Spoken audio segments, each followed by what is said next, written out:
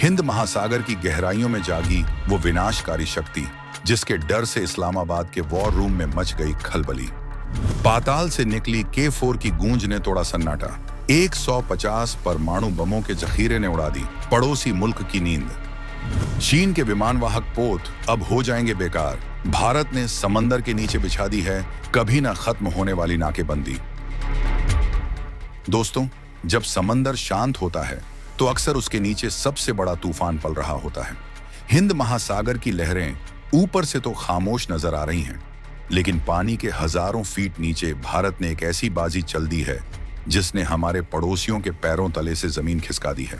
अभी तक हम और आप सिर्फ खबरों में सुन रहे थे कि भारत अपनी नौसेना को मजबूत कर रहा है, लेकिन असलियत में जो खेल चल रहा है वो उससे कहीं ज्यादा बड़ा और खतरनाक है। एक ऐसा खेल जिसमें मोहरे तो दिखाई दे रहे हैं लेकिन चालें अदृश्य हैं। पाकिस्तान के सबसे बड़े रणनीतिकार और न्यूक्लियर मामलों के जानकार अब खुलकर सामने आ गए हैं। उनकी जुबान पर भारत का नाम है, लेकिन लहजे में एक अजीब सा डर है। वो इसे सिर्फ एक मिसाइल टेस्ट नहीं मान रहे, बल्कि इसे ग्लोबल स्टेबिलिटी के लिए एक लाल झंडा बता रहे हैं। आखिर ऐसा क्या हो गया है कि पाकिस्तान के स्ट्रेटेजिक प्लान्स डिवीजन, जो उनके परमाणु हथियारों का रिमोट कंट्रोल अपने पास रखता है, उसके सलाहकार को दुनिया के सामने आकर गुहार लगानी पड़ी? क्या भारत ने सच में अपनी परमाणु नीति बदल दी है?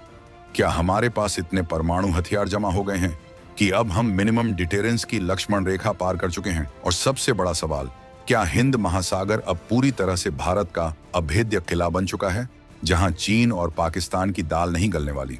हम आपको बताएंगे इस धमाकेदार खबर की पूरी कहानी, तो बने रहिएगा वीडियो पर। और इस संबंध में आपके जो भी विचार हों कमेंट में लिखकर जरूर बताइएगा। रेड फ्लैग दिखाकर रोया पाकिस्तान का टॉप एनालिस्ट। कहा, भारत की ये तैयारी सिर्फ बचाव नहीं बल्कि महायुद्ध का इशारा है। जमीन और आसमान के बाद अब पानी बनेगा कुरुक्षेत्र। भारत की सीक्रेट सबमरीन फोर्स ने बदल दिया है एशिया का पूरा नक्शा।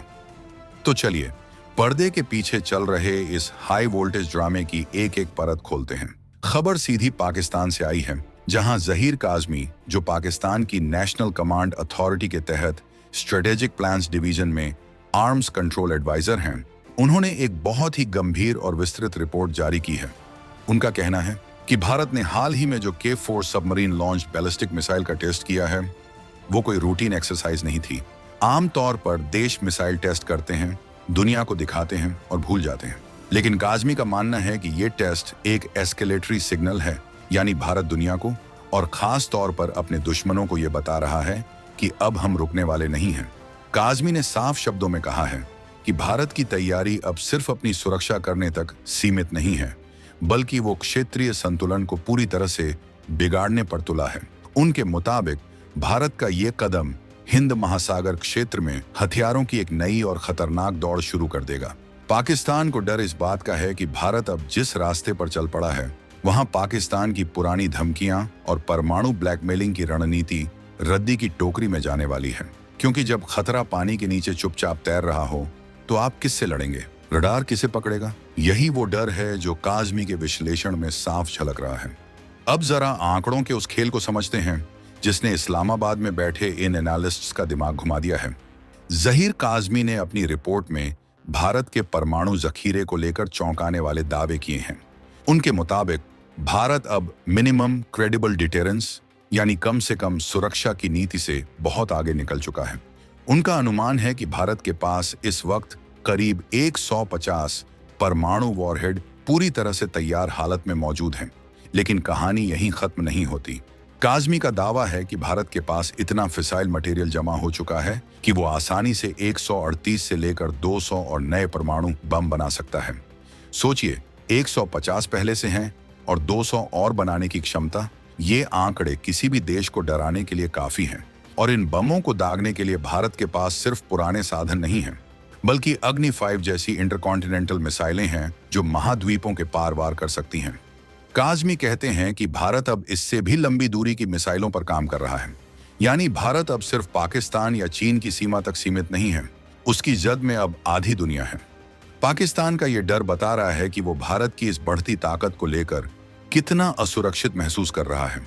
लेकिन दोस्तों, काज़मी की रिपोर्ट का सबसे अहम और सस्पेंस से भरा हिस्सा वो है जहां वो भारत की समुद्री रणनीति का जिक्र करते हैं। उनका कहना है कि भारत अब जमीन और हवा से ध्यान हटाकर समंदर को अपना मुख्य युद्ध का मैदान बना रहा है। ये एक बहुत बड़ा रणनीतिक बदलाव है। काज़मी के अनुसार भारत 2030 के दशक तक एक बहुत ही विशाल और ताकतवर न्यूक्लियर सबमरीन फोर्स खड़ी करने जा रहा है। इसमें सिर्फ बैलिस्टिक मिसाइल सबमरीन्स नहीं होंगी, बल्कि परमाणु हमले करने वाली अटैक सबमरीन्स SSN भी शामिल होंगी। काज़मी ने नोट किया है कि भारत की अगली पीढ़ी की बड़ी पनडुब्बियां अब ऑपरेशनल होने की कगार पर हैं और इसमें भारत को विदेशी मदद भी मिल रही है।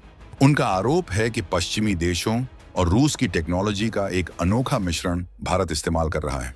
विदेशी रिएक्टर्स की मदद और एडवांस्ड क्वाइटिंग टेक्निक्स पनडुब्बी को शांत रखने की तकनीक का इस्तेमाल करके भारत ऐसी पनडुब्बियां बना रहा है जिन्हें पकड़ना लगभग नामुमकिन होगा। इसका सीधा मतलब यह है कि भारत समंदर में near continuous 8C nuclear deterrence बनाए रख सकेगा। सरल भाषा में कहें तो भारत की एक न एक परमाणु पनडुब्बी हमेशा 24 घंटे 7 दिन पानी के अंदर दुश्मन पर निशाना साधे तैनात रहेगी। जब एक वापस आएगी तो दूसरी गश्त पर निकल जाएगी। इससे चीन और पाकिस्तान के लिए समंदर में छिपने की जगह ही नहीं बचेगी। अब बात करते हैं उस दबाव की जो भारत की ये रणनीति चीन पर डाल रही है। काज़मी का मानना है कि भारत की ये तैयारी सीधे तौर पर चीन को काउंटर करने के लिए है। उनका कहना है कि भारत का ये सी बेस्ट पावर प्रोजेक्शन क्षेत्रीय प्रतिस्पर्धियों, खास तौर पर चीन के लिए स्ट्रेटेजिक स्पेस को कम कर देगा।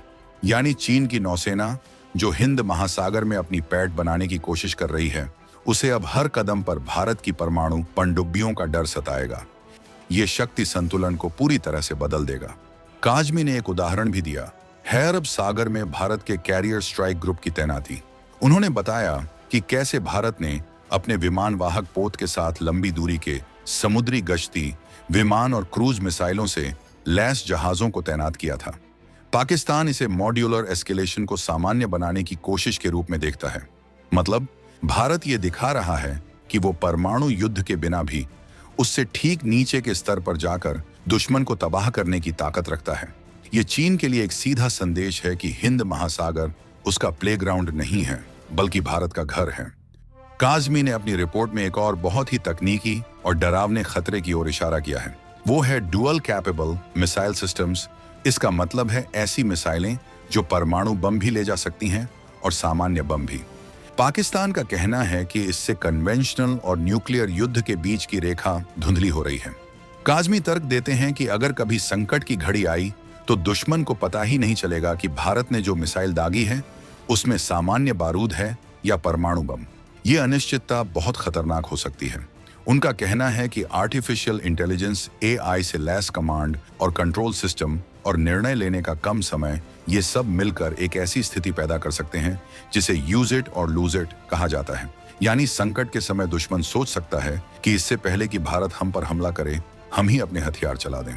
काज़मी की नजर में भारत जिस तरह से MIRV टेक्नोलॉजी, एक मिसाइल में कई परमाणु बम, मिसाइल डिफेंस सिस्टम, हाइपरसोनिक हथियार और एंटी सैटेलाइट सिस्टम हासिल कर रहा है, वो स्ट्रेटेजिक स्टेबिलिटी की नींव को कमजोर कर रहा है।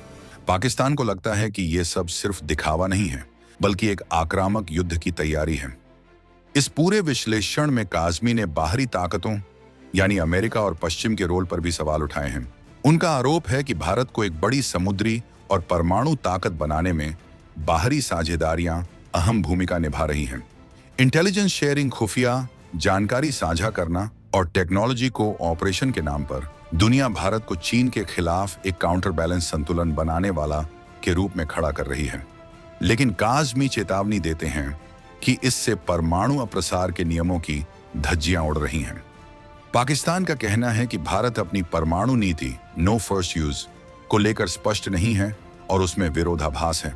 उनका मानना है कि भारत अब कंपेलेंस की तरफ बढ़ रहा है, यानी अपनी ताकत के दम पर दूसरों को अपनी बात मनवाने की नीति। पाकिस्तान को शक है कि क्या भारत क्षेत्रीय सुरक्षा के लिए एक भरोसेमंद साझेदार बन सकता है या फिर वो खुद अस्थिरता का कारण बन जाएगा।